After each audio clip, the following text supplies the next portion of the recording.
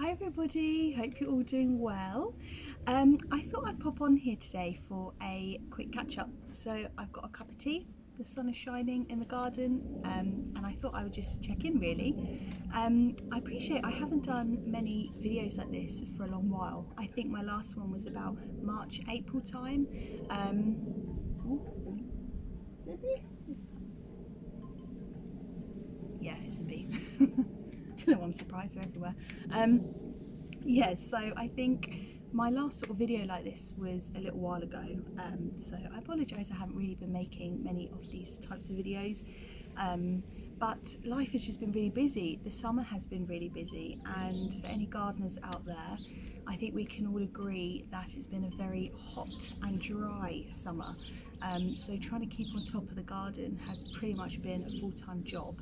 Here in Suffolk, in East Anglia, we've had a hosepipe ban. Don't know if you have where you are, but yeah, it's made a huge difference in the garden this year. It's made it quite difficult, but yeah, not going to get into that. So yeah, life has just been super busy, and I just haven't really had the time to do it, to sort of make these kind of videos, or even my wildlife camera videos, because it's really surprising the amount of time it takes to not only capture videos, you've got to leave it, you know, a week or two in your garden, but then having to like download all that footage and go through it, because I would say about half of the footage is just, you know, plants moving and stuff that isn't actually that interesting. You haven't actually captured all that much. So yeah, it just takes a lot of time, and I love it, don't get me wrong, but it's something that I haven't really had time to do. So that is something that I want to try and do going forward. Ooh, another bee. But yeah, as you can see, the garden is still here, it's still flourishing. It's a little bit dry in places, I'm not gonna lie, but yeah, that's sort of what I've been up to.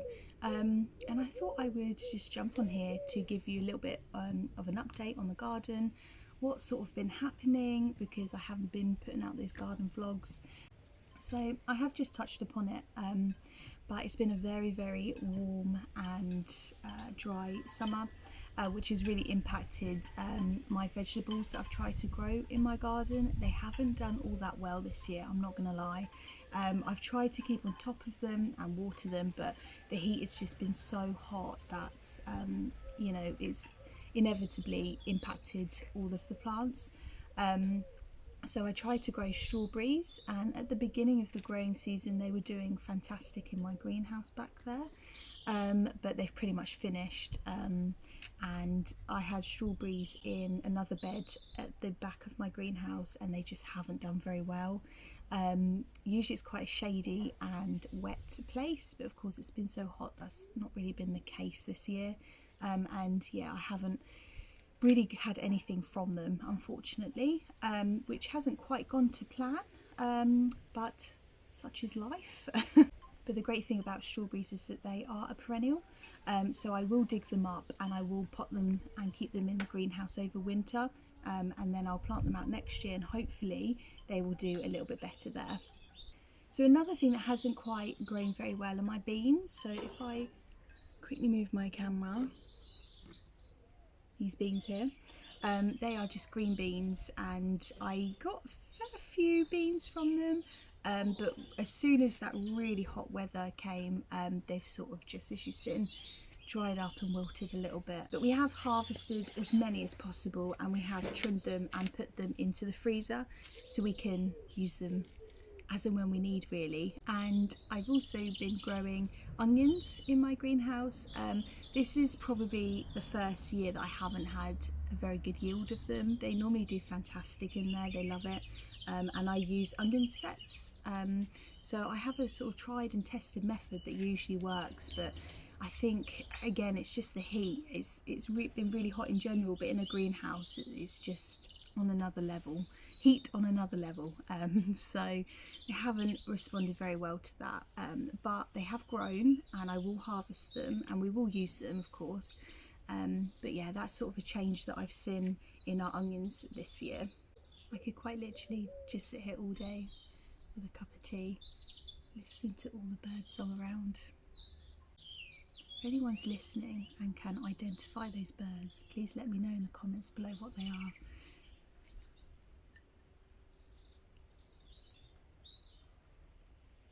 I'm going to hazard a guess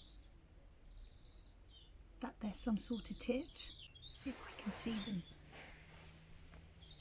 Pause a sec. I'm going to get my Merlin Bird ID app just to be sure.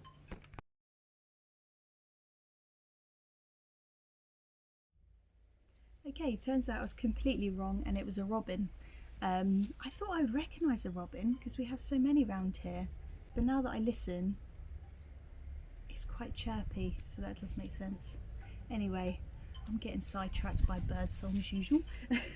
We have an apple tree in the garden, and every year we have a really good yield of apples, and I usually make apple crumble with them, and they are just delicious.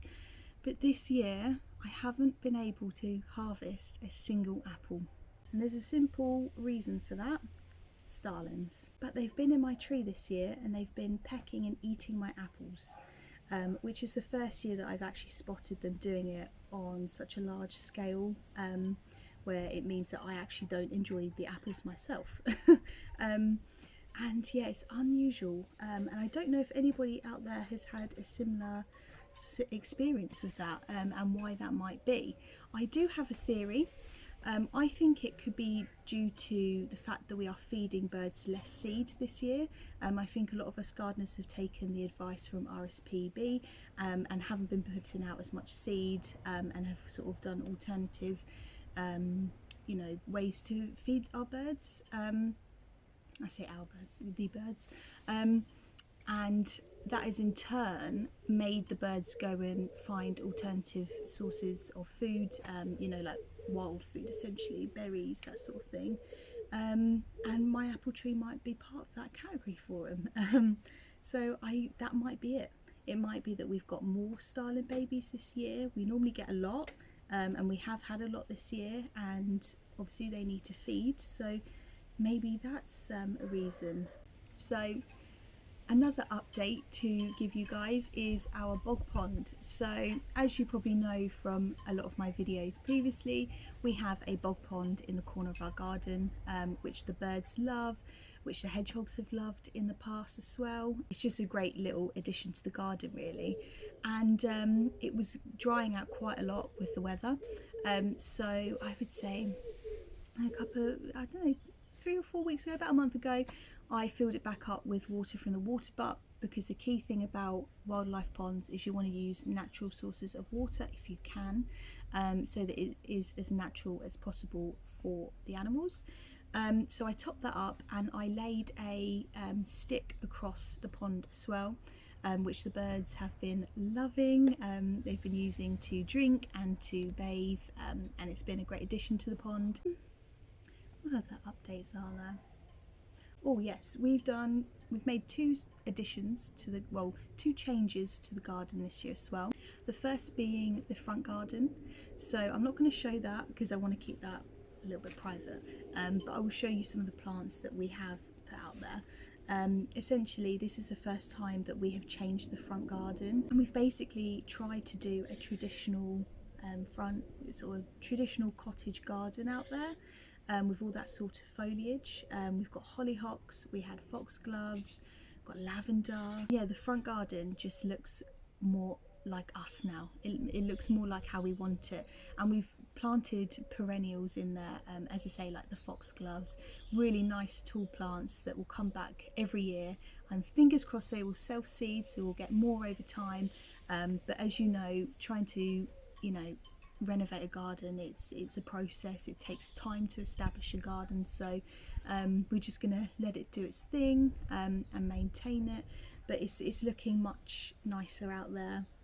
It smells amazing as well. We have planted so much lavender. So the second thing that we have added to the garden is some trellis on the back fence. We've planted out some honeysuckle, and the plan is for it to climb up onto the trellis and cover the back fence.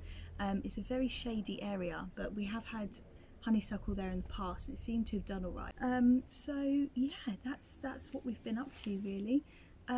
We've had a fantastic array of sunflowers in the garden this year as well. I didn't plant I didn't even sow a single sunflower seed this year, and they've come out of nowhere. I think that they self-seeded from either the bird seed that I put out, because sometimes the bird seed has sunflower seeds in it, doesn't it? But I did also have sunflowers there last year, so they could have self-seeded from that. But they've basically taken over that bed, which I'm not, unhappy about, because I love sunflowers and I think they're great, and the bees have absolutely loved them. Every time I look at it, there's a bee on it. Other updates on there. Oh, hedgehogs. If you don't know already, the name of my channel is The Garden Hedgehog, and that's because I used to have hedgehogs in my garden practically every night throughout the year. Even during hibernation season, I would get so many hedgehogs come into the garden, and that just hasn't been the case this year. I might get a video of a hedgehog maybe once or twice a month on my cameras. Their activity has drastically declined in my garden. As and when they do visit, I will put them in my videos for you.